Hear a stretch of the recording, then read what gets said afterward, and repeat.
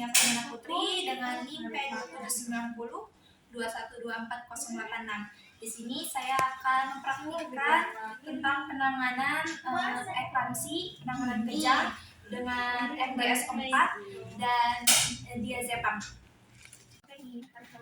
Di sini kita menggunakan APD terlebih dahulu. Yang pertama, kita terlebih dahulu inform konsen, jelaskan apa tindakan yang kita akan lakukan, lalu jangan lupa berikan anestesi verbal untuk mengurangi kekhawatiran ibu. Nanti dimasukkan melalui bolus ya, intravena ya ibu. Sebelumnya apakah ibu ada yang ditanyakan? Ibu tenang aja, ibu tetap semangat, rileks, cukup pikirkan kondisi ibu dan janin ibu. Ibu gak usah khawatir, kita akan berusaha semaksimal mungkin untuk menangani ibu. Ibu ya? Baik, terima kasih ibu. Itu ada pengelolaan segera, di mana pengelolaan segera itu kita minta bantuan nakes lain. Itu yang pertama, yaitu memasang pengaman di berangkar, samping berangkar.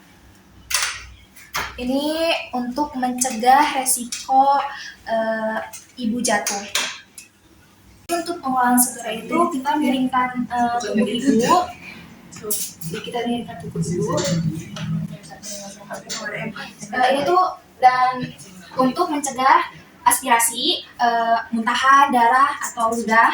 Jadi kita miringkan, ibu bisa kalau misalnya itu bisa dikeluarkan ke bengkok ibu ya.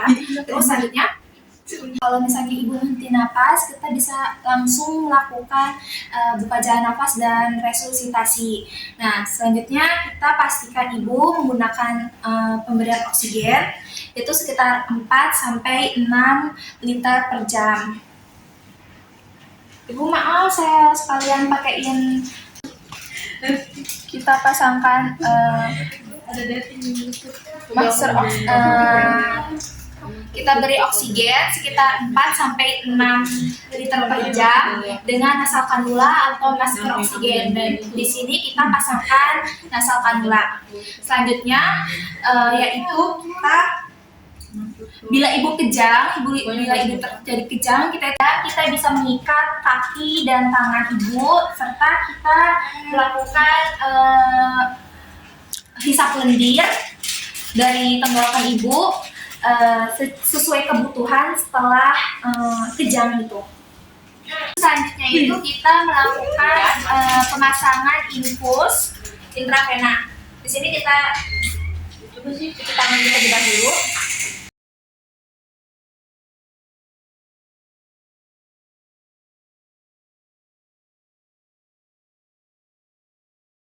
Memasang infus, kita pastikan tidak ada pembekuan darah.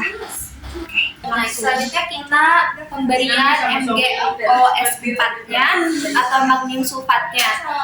Ini yang dosis pertama, kita gunakan yang 40%, di mana ini 1 gramnya itu sekitar 2,5 mili. Nah, kita butuhkan itu 4 gram, yaitu berarti 4 kali 2,5 yaitu 10.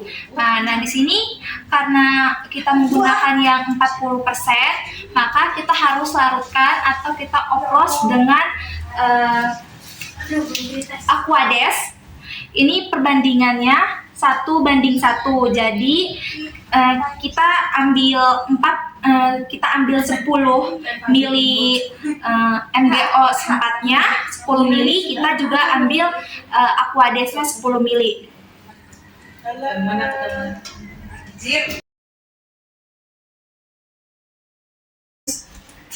Sebelum kita memasukkan obat melalui intravena atau bolus, kita itu pastikan udah memberitahu ibu sebelum tindakan. Ibu maaf, kita masukin obat dulu ya ibu ya, melalui intravena, melalui bolus. Di sini mungkin sampai ibu bisa merasakan panas, nyeri, tapi kalau mengganggu sekali, ibu bilang ke saya ya.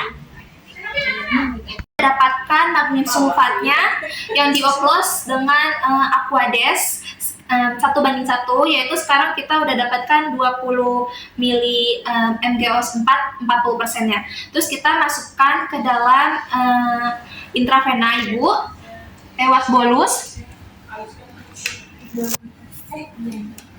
Masukkan secara perlahan selama 20 menit. Setelah kita memberikan dosis awal, kita juga memberikan dosis lanjutan. Nah, di mana dosis lanjutan ini itu kita berikan 6 mg magnesium sulfat atau MgSO4 sekitar 40%, itu kita berikan 6 mg. Di sini kita sudah mendapatkan 15 mili MgSO4 atau 6 mg MgSO4 yang 40% tanpa dioplos. Kita masukkan ke dalam infusan RL atau NaCl yang 500 mili.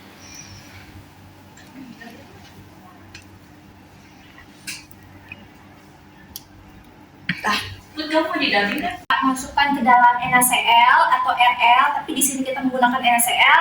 Kita atur kecepatannya yaitu sekitar 28 tetes per menit, dan itu bakal habisnya selama 6 jam. Nah, jangan lupa pemberian dosis ini itu kita yang dosis selanjutnya itu kita tulis di sini campuran MgSO4-nya. Di sini ada beberapa hal yang perlu diperhatikan setelah pemberian dosis awal dan dosis selanjutan MgSO4 ini tuh. Yang pertama itu kita perhatikan kesadaran ibu, terus kita perhatikan tensinya, nadi, terus kita juga perhatikan DJJ janin, itu sekitar 30 menit sekali, dan kita juga lihat produksi urin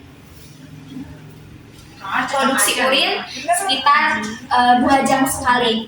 Bila ibu terjadi kejang lanjutan setelah 15 menit, kita masukkan dosis MgSO4 40%, itu sebanyak 2 gram atau 5 mili. Terjadi henti napas pada ibu, kita bisa berikan kalsium glutamaat ini sekitar 1 gram atau setara dengan 10 mg. Nah, ini tuh kita berikan melalui intravena secara perlahan sampai ibunya bernapas spontan kembali. Nah, untuk mengetahui atau memantau keracunan magnesium sulfat ini, kita itu yang pertama itu harus menghitung nafas ibu selama 1 menit setiap jam. Terus kita juga harus mengecek refleks patella ibu setiap jam. Lalu kita juga memasang kateter menetap, karena kita akan melakukan setelah kita memasang kateter menetap, karena akan dilakukan observasi produksi urin setiap 4 jam sekali. Kita juga harus mencatat pemberian obat kepada ibu, dan kita catat di data medis ibu. Bahan kejang pada eklamsi ini selain menggunakan MgSO4 atau magnesium sulfat, kita juga bisa menggunakan diazepam. Namun diazepam itu bersifat psikotropika, jadi jarang digunakan. Nah, pemberian diazepam ini kita berikan kepada ibu melalui intravena atau bolus, itu secara perlahan-lahan selama 2 menit. Alat secara berulang, baik di diazepam atau di MgSO4, kita itu wajib merendam alat tersebut di bak klorin 0,5 sekitar 10 menit. Nah, tapi kalau jika kita alat sekali pakai, kita bisa langsung membuangnya ke safety box untuk keamanan pasien ataupun diri kita. Seperti MgSO4 atau magnesium sulfat yang memiliki dosis pemeliharaan, diazepam juga memiliki dosis pemeliharaan. Nah, kita dosisnya itu kita berikan 40 mg diazepam, kita masukkan ke dalam NaCl atau RL 50 mili, dan kita atur kecepatan tetesannya itu sekitar 15 per menit.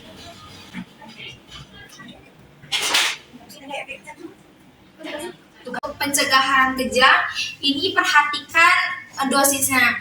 Jangan sampai ibu melebihi 30 mili dosis diazepam dalam 1 jam, karena ini bisa mengakibatkan resiko depresi pernapasan pada ibu.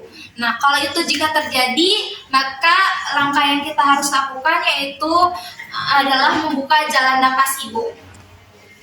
Tangan di larutan klorin.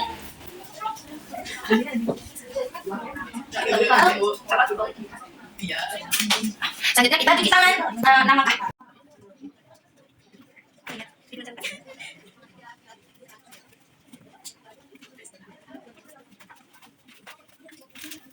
selanjutnya kita cuci tangan 6 langkah kembali.